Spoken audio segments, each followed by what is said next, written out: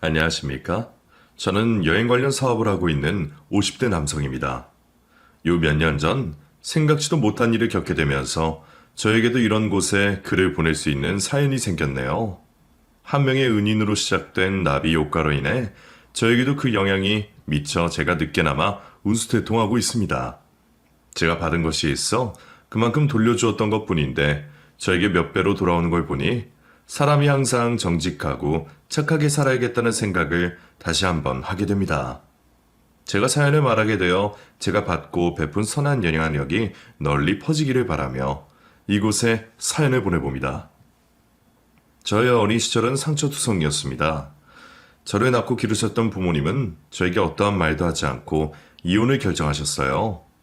어머님께서는 저에게 아무런 말도 없이 어느 날 집을 호련히 떠나셨죠. 아버지께서는 어머니를 찾는 저를 보곤 이혼을 했다며 더는 찾지 말라고 하셨고, 이후에는 어린 저를 방관하며 제가 무엇을 하고 있든지 관심을 갖지 않으셨죠. 이것만으로도 충분히 불행한 어린 시절일 겁니다. 하지만 거기에서 멈추지 않았어요. 아버지께서는 갑자기 재혼을 하신다며 저에게 통보를 했고, 동시에 시골에 계셨던 할머니 댁으로 저를 보냈죠. 어린 마음에 현실을 받아지지 않았던 저는 기억하고 있던 집 전화번호로 전화를 수백 차례 걸었지만 제 목소리가 들리자마자 아버지께서는 전화를 끊으셨고, 이후 전화기를 내려놓았는지 항상 통화 중이 되어 있었습니다. 그러다 할머니께서 다른 친척분과는 통화를 엿듣게 되었죠. 혹시 제가 찾아올까 싶어 아버지께서는 재혼한 가정을 데리고 이사를 가게 된 것까지 알게 되었어요. 그 사실을 알고 큰 상처를 받았던 저는 이제 겨우 국민학교를 들어가는 나이였지만 아버지를 다시는 찾지 않는다 다짐을 하게 되었고, 또 아버지를 그 누구보다 증오하게 되었습니다. 그때는 누군가를 증오하고 미워하게 되면 자신 스스로가 무너지고 삐뚤어진다는 것을 몰랐습니다. 마음을 잡지 못했던 저는 할머니께서 저에게 지극정성임을 알면서도 방황하기 시작했어요. 다른 아이들보다 일찍이 방학을 시작하게 된 저는 동네 형들과 어울리며 못된 짓을 하고 다니기 시작했죠. 사고를 치며 국민학교를 졸업하고 중학생이 된 저는 제법 머리가 컸다며 이전보다 더 못된 짓을 하며 마음에 있던 상처를 다른 사람들에게 풀고 다녔습니다. 그런데 그때 저는 제 인생에서 잊을 수 없는 분을 만나게 됩니다. 그날 또한 어느 날과 마찬가지로 어울리던 친구들과 못된 짓을 하고 있을 때였죠. 수중에 돈이 없던 저는 친구들과 무전 취식을 하기로 계획했고, 한 음식점에 들어가 먹고 싶은 만큼 음식을 잔뜩 시키곤 배불리 먹었습니다. 그리곤 음식점 사장님과 아르바이트생이 다른 곳에 정신이 팔려 있을 때 바로 도망을 치게 되었죠. 하필 음식점 사장님의 지인이 가게 바로 앞에 있어 저희는 얼마 가지도 못하고 전부 잡히게 되었습니다. 친구들 모두 집에 전화를 하여 부모님을 부르게 되었고, 찾아오신 부모님과 한 명씩 음식점 사장님께 사과를 하며 집으로 돌아가게 되었죠. 저는 부모가 없다는 것이 창피하여 아무런 행동도 하지 않고 가만히 있었어요. 야, 주동자, 너는 왜 부모님께 전화 안 드려? 너 이러다가 평생 여기에 잡혀 있는다. 저 부모님 안 계시는데요. 그래? 그럼 보살펴주는 보호자 안 계셔? 할머니밖에 없는데요. 이 자식이 키워주시면 다 부모님이시고 보호자이시지? 할머니께 얼른 전화해 임마. 처음으로 제 사정을 듣고도 아무렇지 않아 하는 어른을 만났고, 그 어른의 호통으로 얼떨결에 할머니께 전화를 드리게 되었습니다. 아이고, 제가 손주 대신에 용서를 빌겠습니다. 죄송합니다. 전부 다 제가 잘못 가르쳐서 이런 거예요. 정말 착한 아이인데 제가 사랑을 주지 못해서. 다 괜찮습니다, 할머니. 애들인데 그럴 수도 있죠. 혼자 보내면 또 딴 길로 빠질까봐 어르신 부른 거예요. 아이고, 감사합니다. 우리 상호가 정말 착한 아이인데 부모라는 것들이 애 모르게 이혼하고 애비는 재혼한다고 지를 버리니까 마음에 상처가 많아서 겉도는 것 같아요. 정말 죄송합니다. 오늘 일은 제가 꼭 배상하도록 할게요. 아니에요. 근데 할머니, 돌아가시면 저녁일 텐데 시장하지 않으세요? 이왕 오신 거 손주분과 식사하고 돌아가세요. 우리들 때문에 금전적인 피해를 입으셨던 사장님께선 되려 할머니와 제 걱정을 하며 식사를 챙겨주셨고, 그날 이후로 저희 집과 가깝게 지내며 이것저것 챙겨주시기 시작하셨어요. 그게 제 은인이던 제복 아저씨와 첫 만남이었습니다. 처음에는 음식점을 지나가던 저를 잡아 음식과 생필품 정도를 챙겨주셨어요. 그때까지만 해도 저는 처음 받아보는 선의에 어색해서 일부러 아저씨를 더 피해 다녔어요. 하지만 아저씨께서는 그런 저를 귀신같이 찾아내어 꼭 손에 물건들을 쥐어주시곤 하셨죠. 그러다 할머니께서 갑자기 쓰러지시게 되었습니다. 119를 불러 위험한 순간은 넘길 수 있었지만 그 이유도 문제였습니다. 응급실비와 서류 작성 등 어른의 도움이 필요했죠. 그때 저에게는 생각나는 사람이 한 명밖에 없었습니다. 바로 음식점 사장님이신 제복이 아저씨였죠. 아저씨, 정말 죄송한데요. 여기 응급실인데 지금 와주시면 안 될까요? 할머니께서 쓰러지시는 바람에 응급실에 왔는데 당장 응급실 비용 낼 돈도 없고 여기에 설명하라고 하는데 무슨 말인지도 모르겠어요. 상호야, 거기 어디야? 응급실 가면서 아저씨 불렀어야지. 조금만 기다려줘라. 내가 곧 가마. 사장님께서는 늦은 시간이지만 제 연락을 받고 한 걸음에 달려와 주셨고, 제 곁에서 하나하나 알려주시며 일 처리를 하는데 도움을 주셨습니다. 그 후로도 저를 대신하여 할머니를 보살펴 주셨고, 그때부터 저는 아저씨에게 마음의 문을 열고 조금씩 다가가기 시작했죠. 얼마 지나지 않아 끝내 할머니께서 돌아가시게 되어 갈 곳 없는 신세가 되었습니다. 그때 저에게 손을 먼저 내밀었던 분이 역시나 제복이 아저씨였어요. 상호야, 혼자 지낼 수 있겠어? 아저씨 생각에는 너만 괜찮다면 학교를 졸업하기 전까지는 우리 집에서 지내는 게 좋을 것 같은데. 네? 제가요? 그건 너무 아저씨에게 폐를 끼치는 것 같아서요. 제가 아저씨 친척 정도 되면 모를까. 그렇게 말하면 아저씨가 섭섭하지. 겨우피 한두 방울 섞인 게 마음으로 맺어진 관계보다 강할 수는 없으니까. 나야말로 네가 우리 집으로 들어와 같이 생활해준다면 마음적으로 더 편할 것 같다. 그러니 너는 네가 편한 쪽으로 선택해. 아저씨께서 먼저 저를 챙겨주셨고, 제가 아저씨 댁으로 들어가 살며 학교를 다니게 되었습니다. 고등학교를 졸업한 이후에도 사장님의 제안으로 음식점에서 일을 배우며 지내게 된 저는 사장님에게 조금이라도 도움이 되기 위해서 단 한 번의 게으름을 비우지 않고 일을 했어요. 아침에 제일 먼저 일어나 집과 가게를 정리했고, 눈이라도 오면 가게 앞 손님들이 넘어지지 않게 새벽부터 눈을 쓸고는 했죠. 그렇게 저도 어느새 제복이 아저씨를 제 친아버지처럼 대하기 시작했고, 아저씨께서도 그런 저를 받아주시며 친아들처럼 생각해 주셨습니다. 그렇게 편해지다 보니 예전부터 궁금했던 걸 편하게 물어보게 되었어요. 아저씨, 근데 왜 저에게 잘해주신 거예요? 사실 저한테 잘해주신다고 해서 뭐가 나오는 것도 아니잖아요.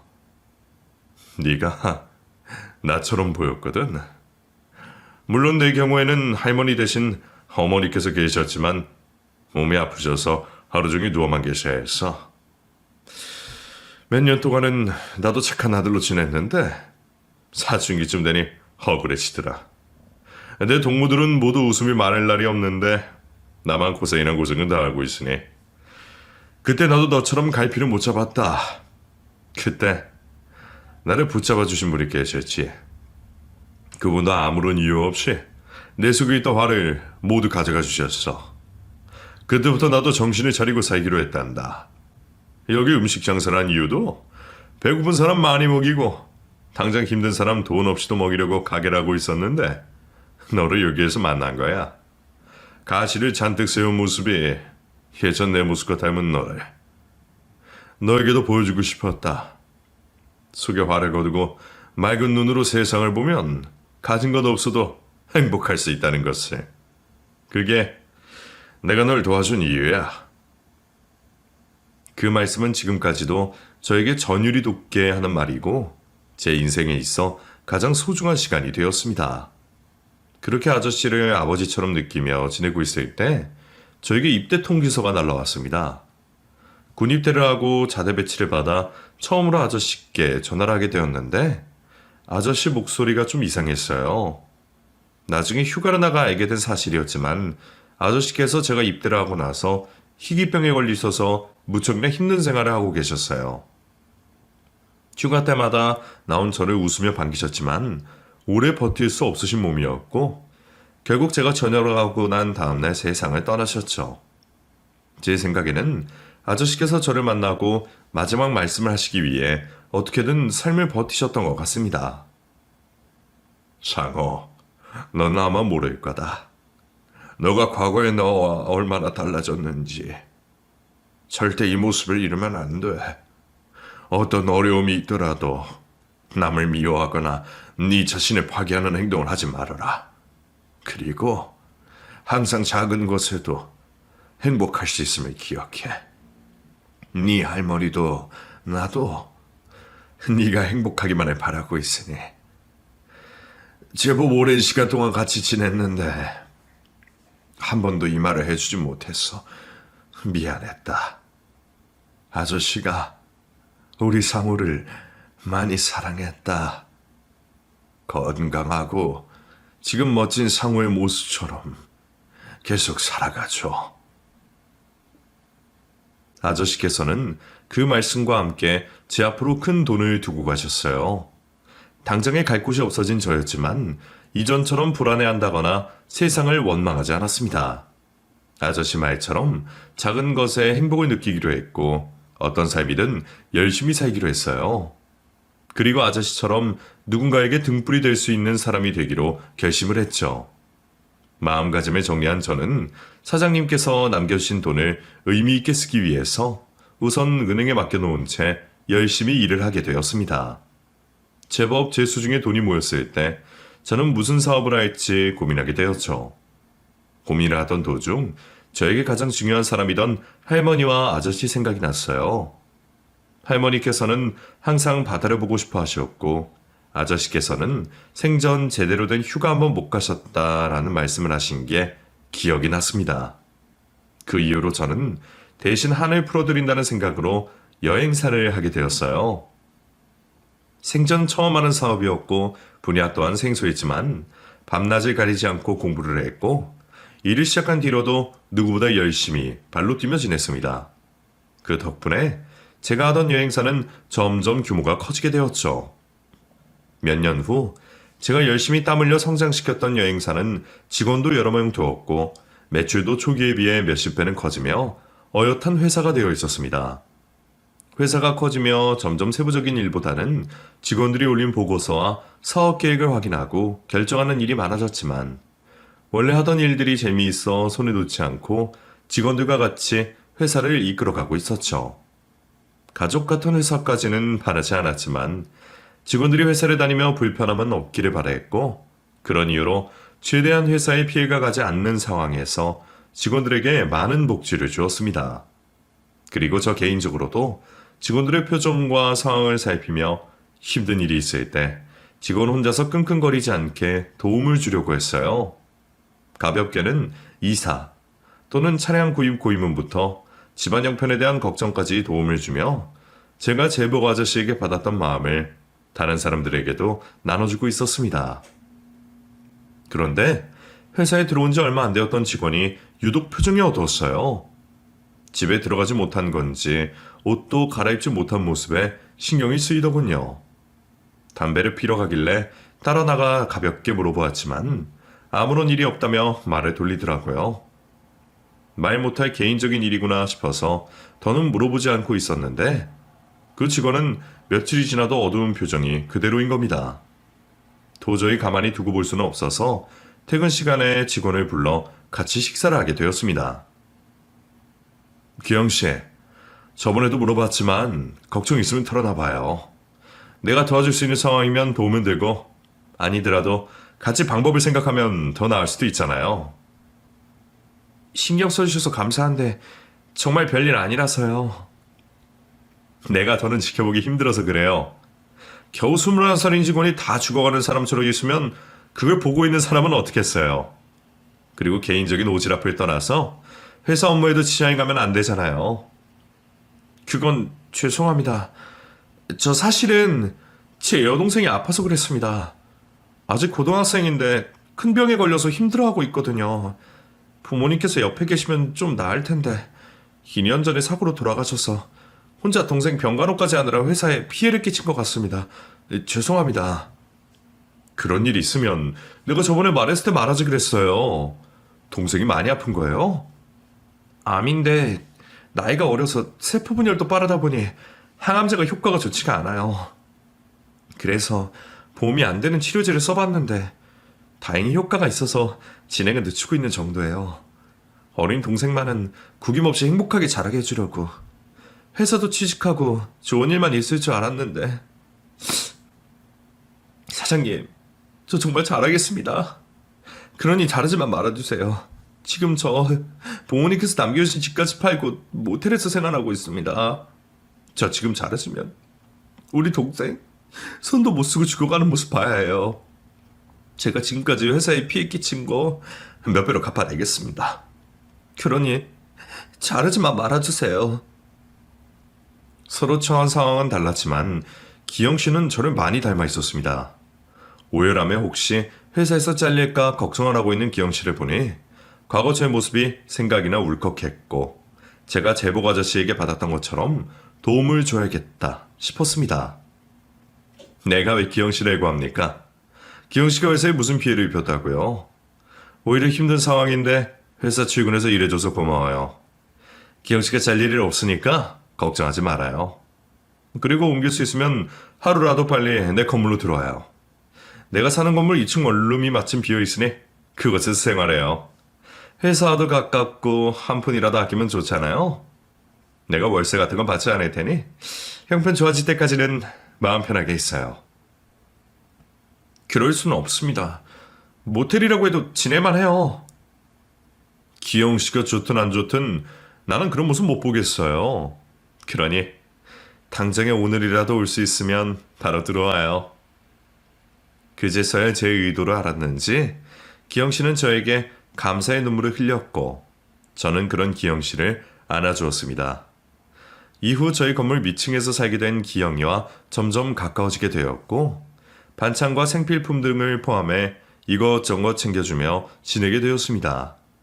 당연히 형편이 넉넉한 제 입장에서 기영의 여동생 병원비 또한 도와주고 싶었지만 기영이가 끝까지 거절하는 바람에 그것까지는 못해주었어요. 대신하여 제가 기영이에게 허락을 받고 회사 사람들에게 기부를 받아 병원비에 보태라며 회사 동료들이 모아준 돈에 제 돈을 합쳐 건네주게 되었죠. 누구보다 힘든 상황일 텐데 기영이는 회사에 최선을 다해 주었고 또 저와 회사 직원들에게 감사함을 매번 표했습니다. 다행히 여동생도 힘을 조금씩 더 내며 호전이 되어가고 있었죠. 이대로만 지내다 보면 기영이에게도 좋은 날이 올 거라 생각하고 있었습니다. 그런데 제가 한 가지 간과하고 있었던 게 있었습니다. 기영이에게 군입대가 남아 있었죠.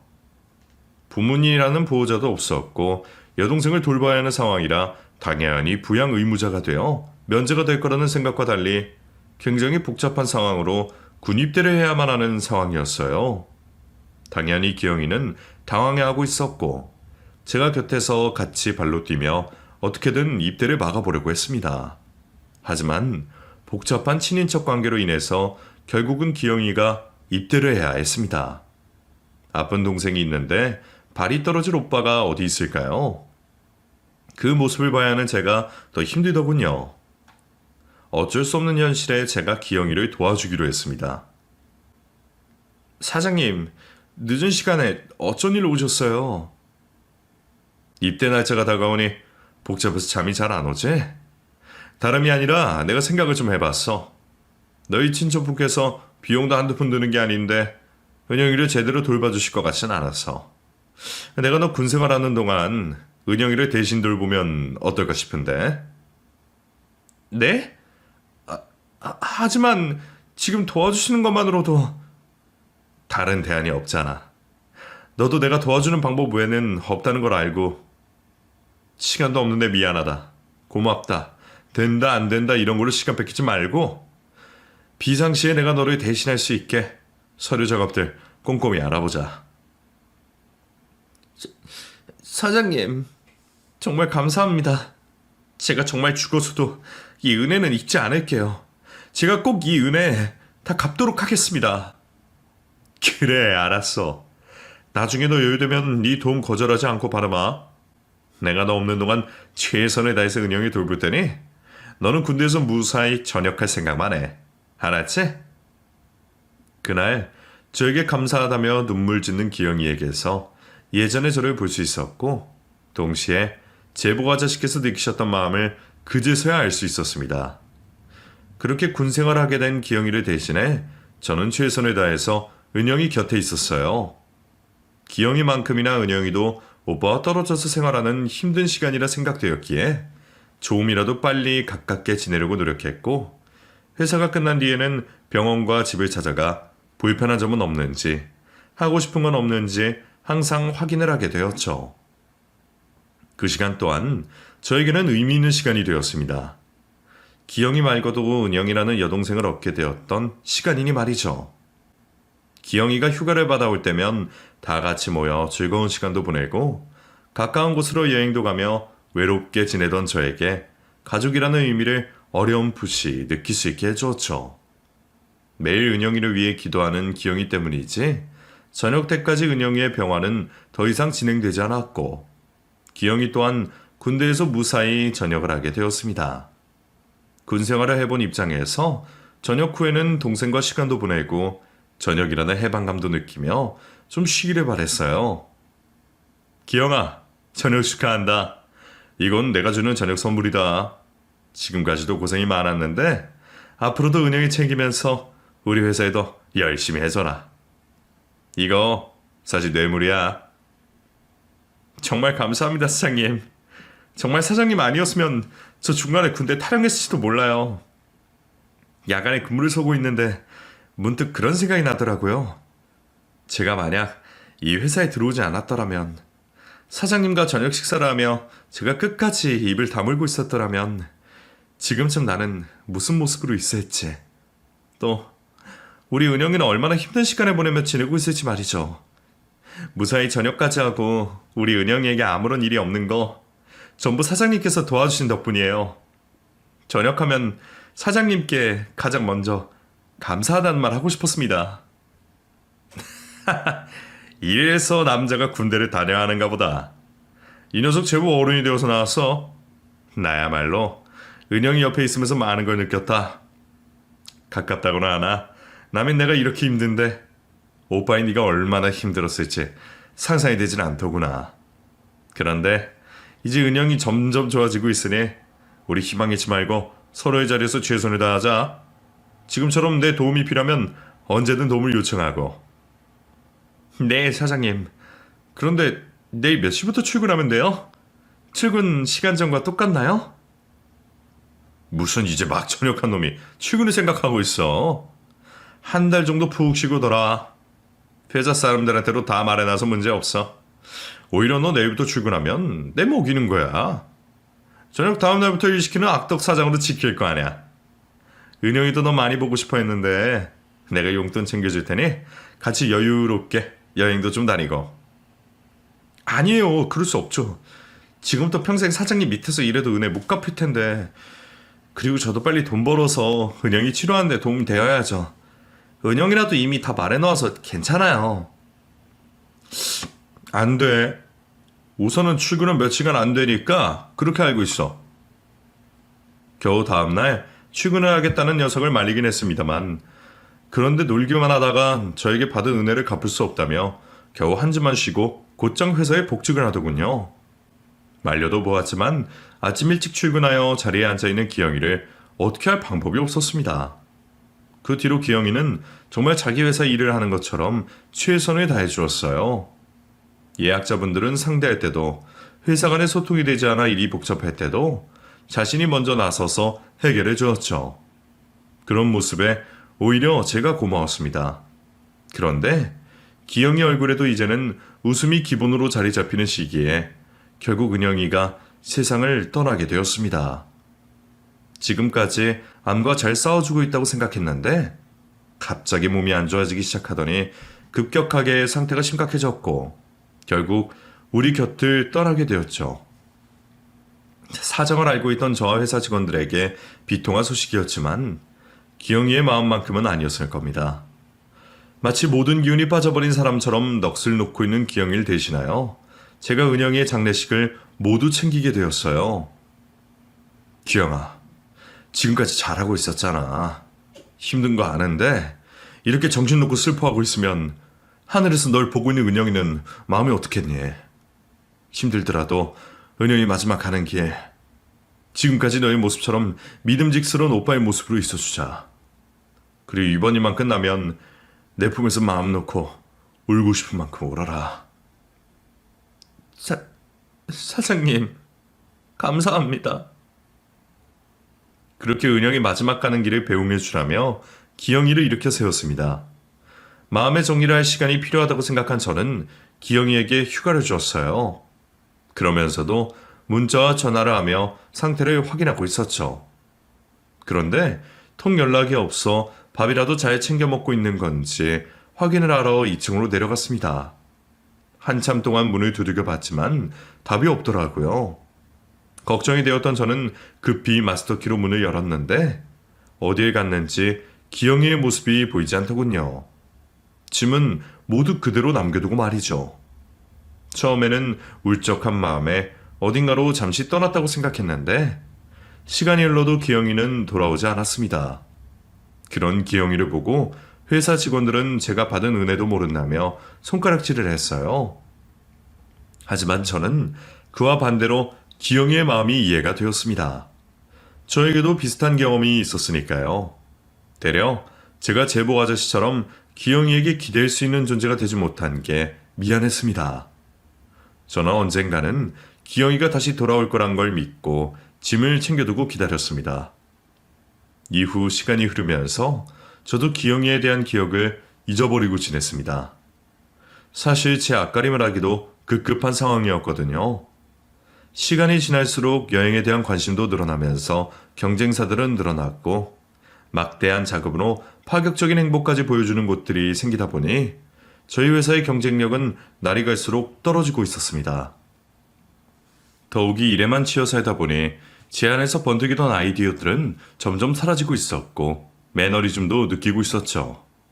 그래도 지금 당장에 제가 해야 할 일은 하면서 아직도 일선에서 열심히 하고 있었는데 그마저도 할 수 없게 되는 큰 파도가 저를 덮쳐왔습니다. 바로 코로나였죠. 여행사를 하다 보니 세계 각국의 이슈에 대해서는 잘 알고 있었습니다. 그래서 중국에서 초기 코로나 발병이 되었을 때도 인지는 하고 있었어요. 하지만 단순히 중국 지역에서만 잠시 유행할 풍토병 정도로 생각하고 있었어요.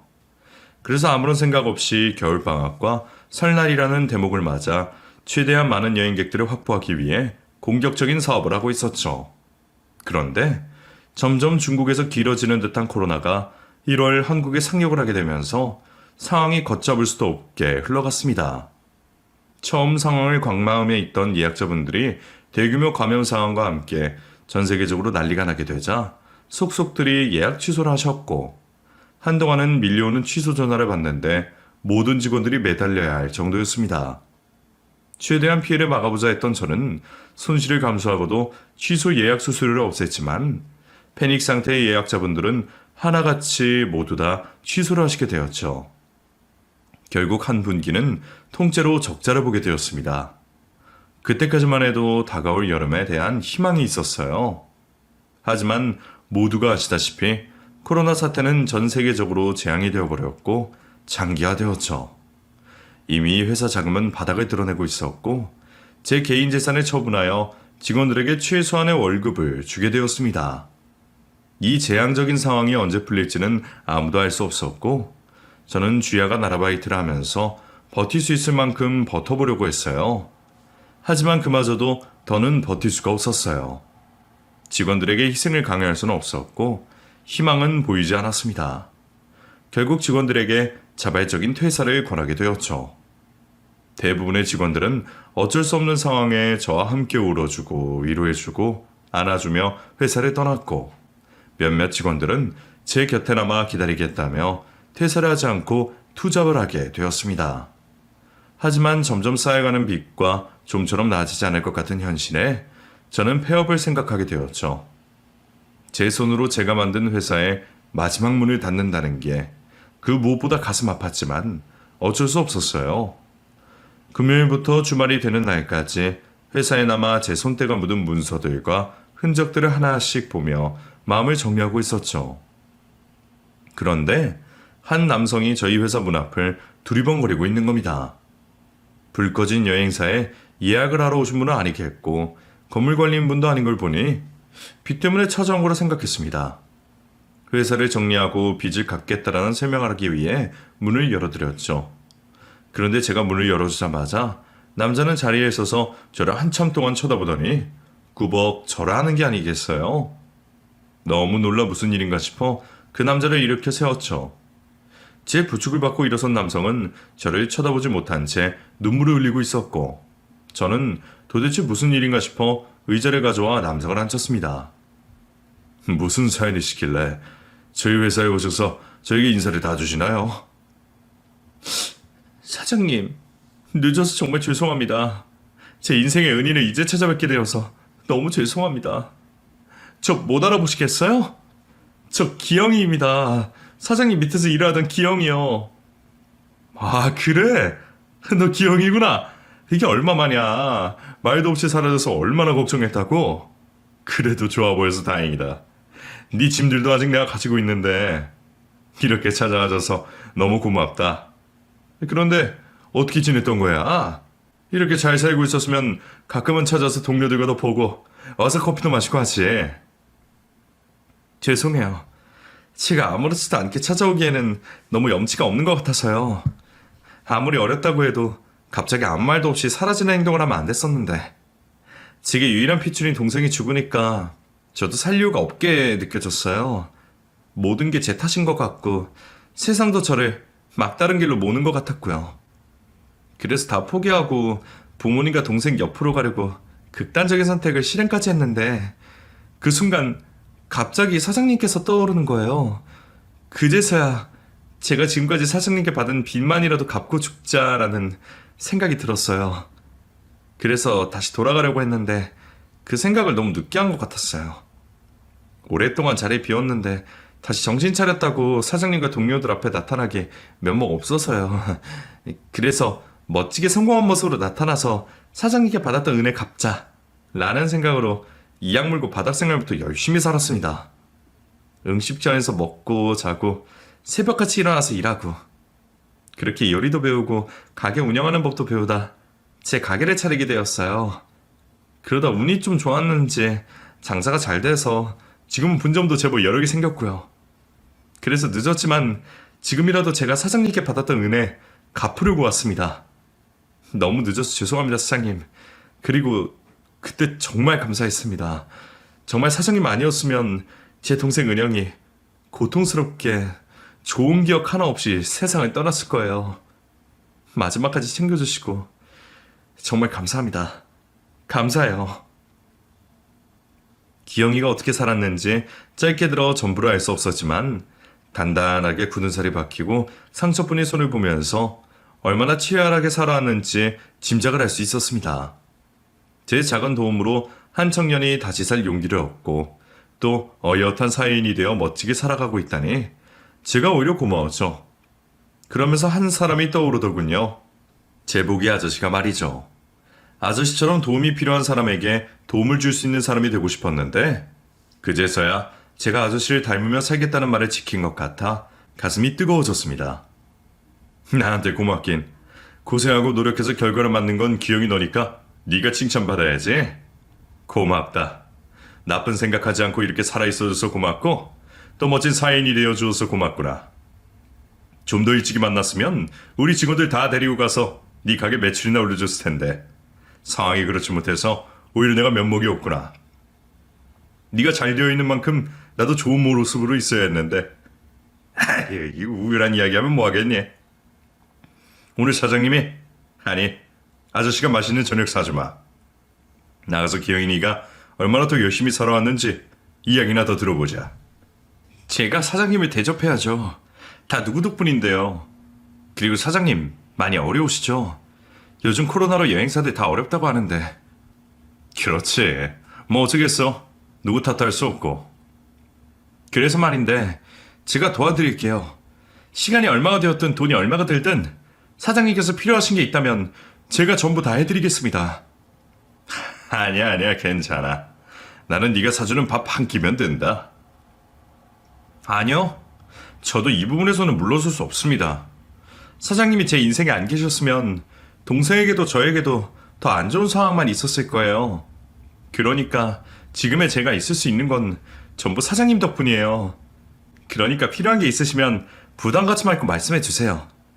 회사 자금이 필요하시다거나 또는 새롭게 사업을 구상하신다거나 뭐든 필요한 게 있으시면 말씀해 주세요.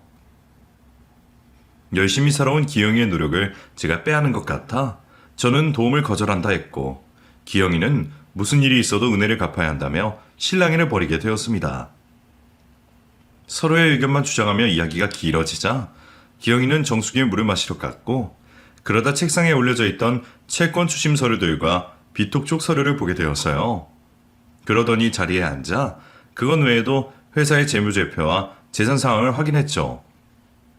말려보았지만 아무런 소용이 없었고 하필 기영이가 과거 우리 회사에서 일을 해서 너무 자연스럽게 확인을 하고 있었습니다. 이거 보세요. 당장에 어려우신 상황 맞잖아요. 사장님께서 기억하실지 모르겠지만 이전에 말씀해 주셔서 이 회사 사장님께 이전에 어떠한 의미인지 알고 있어요. 반대로 생각해 보세요. 제가 같은 상황이면 사장님께서 지켜만 보고 계실까요? 전 그러시면 제가 꼭 받아낼 테니까 저한테 빌리신다고 생각하세요. 이자, 기간은 과거 저를 도와준 값으로 없는 셈 치고요. 말은 고마웠지만 그래도 제 입장에서는 부담스러워 거절을 했습니다. 하지만 기영이는 제가 수락하지 않으면 회사에서 나갈 생각을 안 할 것 같았어요. 결국 도움을 받기로 했죠. 작은 도움의 손길로 너무 크고 값진 보답을 받은 것 같아 민망했습니다. 그런데 기영이는 아직 자신이 받았던 도움에 비하면 아주 작은 보답이라며 신경 쓰지 말라고 하더군요. 그날 기영이를 다시 만나게 되어 즐거운 마음과 회사에 대한 걱정이 많이 가벼워진 마음으로 우리는 밤새 술자리에 부딪히며 서로의 못 보았던 지난 세월을 이야기했습니다. 이후 기영 덕분에 빚을 정리하고 버틸 수가 있었어요. 물론 회사는 아직 돌아가지 않았지만 언젠가 정상적으로 여행을 다닐 수 있는 날을 기다리며 다시금 여러 나라에 공부하고 사업에 대한 구성을 다시 계획하게 되었죠. 그러면서도 아르바이트를 하며 미래에 대한 준비를 착실하게 해나가고 있었습니다. 백신을 도입하고 난 이후 여러 차례 코로나 대유행은 있었지만 여행 산업은 국내를 시작으로 점점 활기가 되기 시작했고 해외여행의 하늘길도 뚫리기 시작했죠. 그러면서 저는 점점 더 바빠지게 되었습니다. 남아주었던 직원들을 다시 불러 새롭게 여행사 일을 시작하게 되었죠. 긴 시간 동안의 휴식 때문인지 아니면 기영이가 저에게 준 도움 덕분에 목표의식이 생겼는지 몰라도 저는 과거의 회사를 처음 시작할 때와 같은 기분을 느꼈어요. 가슴 속 뜨거운 열정이 생겼고 번뜩이는 아이디어도 떠올랐죠. 마치 다시 태어난 듯이 말이에요.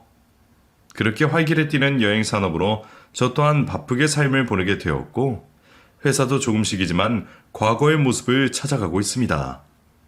그리고 이제는 저에게 은인이 된 기영이와 매일 서로의 회사 일과 개인적인 이야기를 하면서 지내고 있어요. 사장님, 아저씨 같은 거리감 있는 호칭도 쓰지 않고 서로 호영호재하며 가깝게 지내고 있죠.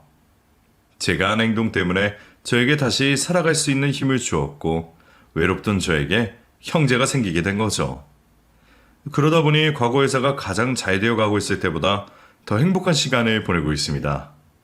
아직 코로나 사태가 완벽히 우리 생활에서 없어진 것도 아니어서 저 또한 매일 한국과 세계가 돌아가고 있는 상황을 긴장하며 지켜보고 있지만 이전에 겪었던 절망은 다시 느끼지 않을 것 같습니다. 저에게는 평생 제 옆에서 힘을 주는 기영이가 있을 거고 또 열심히 살아야 한다는 목표를 주셨던 제복이 아저씨의 의지가 저에게 흐르고 있으니까요. 아직 코로나가 끝나지 않았고 또 세계 반대편에서 벌어지는 전쟁과 매일 오르고 있는 물가로 힘든 생활이 이어지고 있지만 희망을 잃지 않고 버티다 보면 분명 우리 모두에게 행복한 미래가 있을 거라고 생각합니다. 막다른 길이라고 해도 아직 행복할 수 있는 길은 어딘가에 남아있을 테니 가까운 사람과 서로 의지하며 버티시는 하루하루가 되었으면 합니다. 제 글을 마치겠고 저 또한 다른 분의 감동스러운 이야기를 기다리고 있겠습니다. 감사합니다.